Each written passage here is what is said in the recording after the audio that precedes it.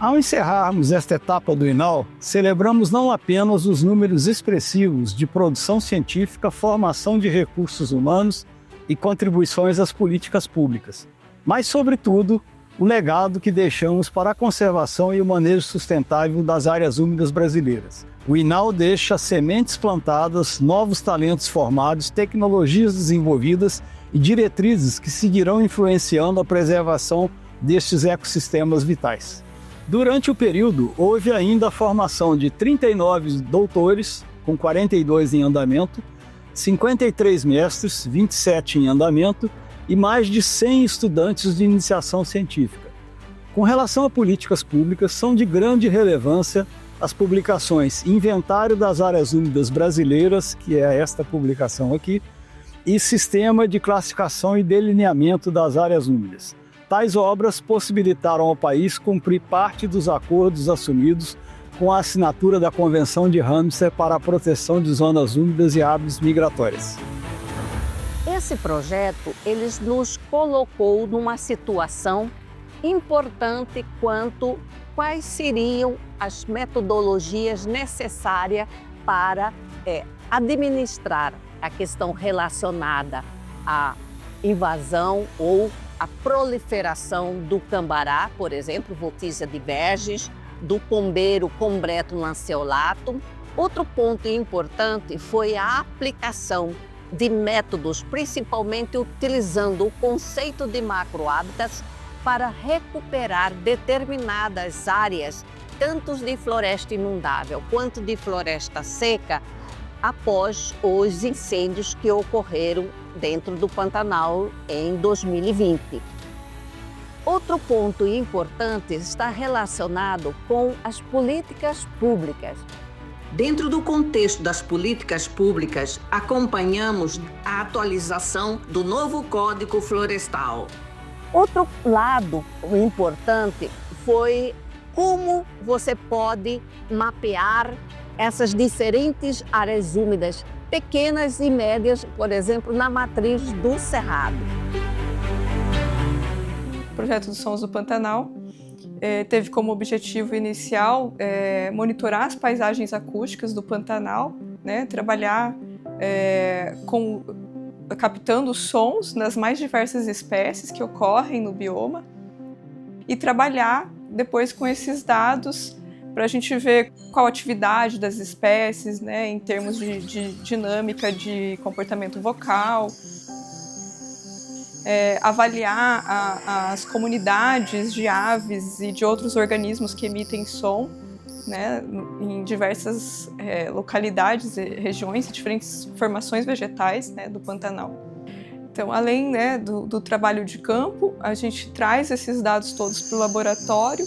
E aí esses dados eles são processados em software de análise acústica, né? A gente trabalha especificamente com algumas espécies ou com comunidades, e a gente também trabalha com parcerias, né, com o Instituto da Computação, por exemplo, criando algoritmos que sejam capazes de detectar espécies e identificar essas espécies de forma automatizada.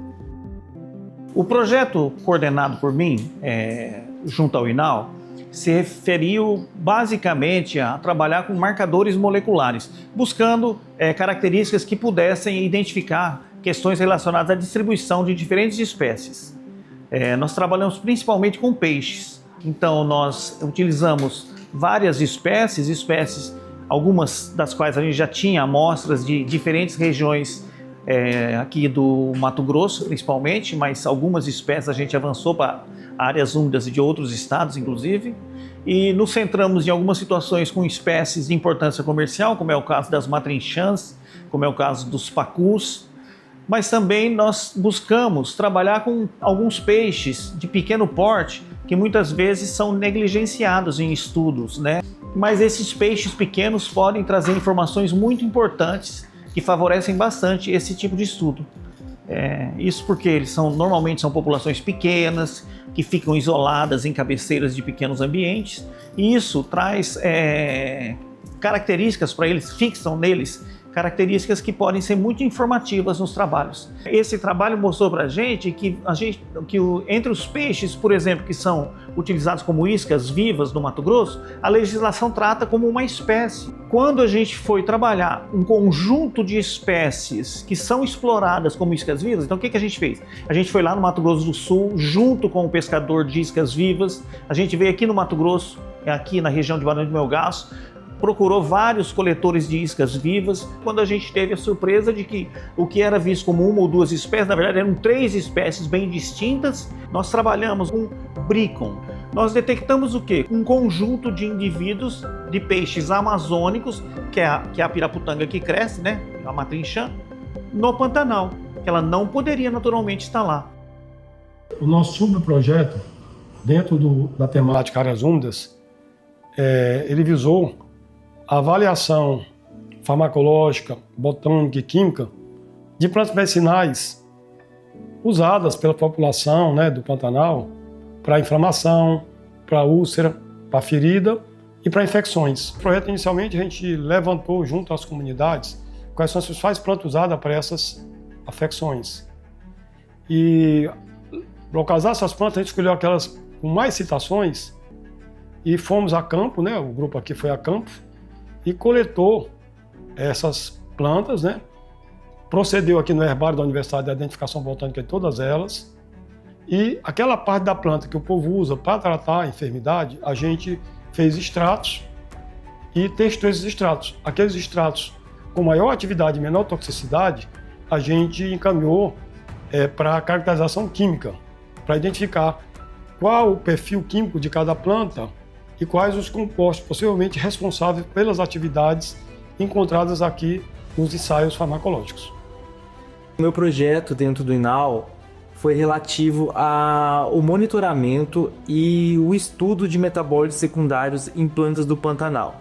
Então isso nunca havia sido feito de maneira categorizada, de maneira abrangente. A gente conseguiu pela primeira vez construir um banco de plantas do Pantanal. Essas plantas hoje elas estão armazenadas aqui na Universidade Federal e elas são alvo de diversos estudos. Então já geramos patentes através dessas plantas. A gente já formou diversos alunos de mestrado, de doutorado, com o estudo dessas plantas do Pantanal. O projeto Inoviacari, ele nasce do conhecimento popular. Ele nasce do conhecimento da população ribeirinha, da população da Amazônia, que utilizava a gordura do jacaré para diversas finalidades, dentre essas, o tratamento de feridas. Com isso, nós desenvolvemos, a partir de material não aproveitado da criação do jacaré, que eram desprezadas, um novo óleo, um novo composto de potencial, tanto como cicatrizante, como também como dermocosmético. E nossa pesquisa, hoje desenvolvida por mais de 5, 6 pesquisadores associados, estão mostrando excelentes resultados, inclusive como nutracêuticos, regulando também triglicerídeos e outras doenças metabólicas. Nós fizemos medidas de captura de carbono, né, fluxo de carbono em termos de captura e emissão, e nós constatamos uma forte dependência com épocas do ano, né? O Pantanal é sujeito a uma forte sazonalidade, ele tem um período de seca e um período de inundação, e de fato, como era esperado, né, pelos cientistas, o Pantanal se constitui numa fonte de emissão de metano. A emissão de metano na época de seca, né, segundo as nossas medidas, é da ordem de 1 grama de carbono por metro quadrado por ano, e na época de inundação, isso se eleva a 18 gramas por metro quadrado por ano.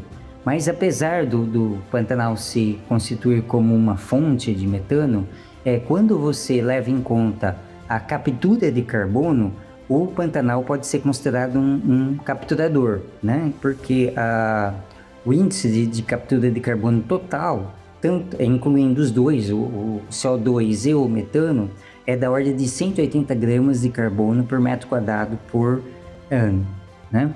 E nós verificamos que, se você compara o período de maior seca até o período de inundação, você tem uma diferença de cerca de 50 gramas de carbono por metro quadrado por ano. Significa que, no quadro de mudanças climáticas globais, no futuro, o Pantanal ele pode deixar de ser um capturador de carbono e vir a ser um emissor.